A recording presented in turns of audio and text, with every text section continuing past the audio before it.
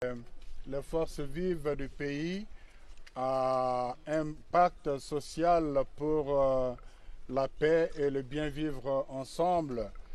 Et pour cela, nous avons commencé une tournée de personnes, de personnalités importantes à impliquer dans cette dynamique.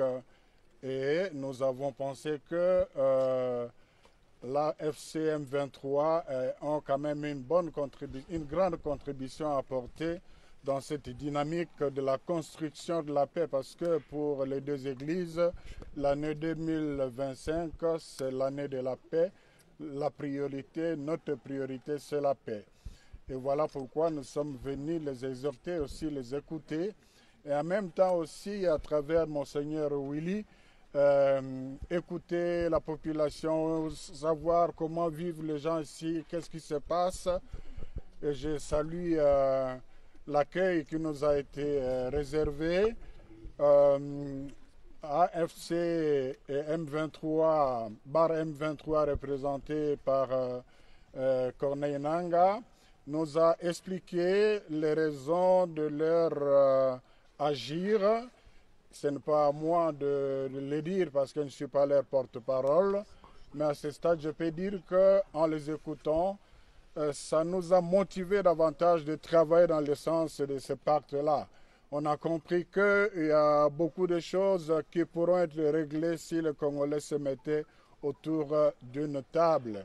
C'était aussi l'occasion de partager avec eux les préoccupations des Congolais sur la perte de la balkanisation, l'exploitation illicite de matières premières. Là aussi, on a eu des réponses assez rassurantes qui ne sont pas dans la dynamique de la balkanisation, ils ne sont pas dans la dynamique de l'exploitation illicite. Ils nous ont expliqué un peu comment ça se passe dans ce domaine-là.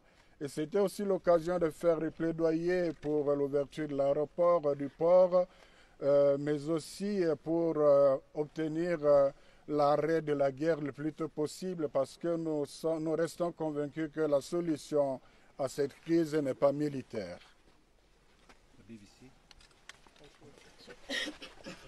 Please forgive me if I speak in English. You have come on a mission of peace. Do you think there is any chance of peace being achieved between the M23 and the government in Kinshasa?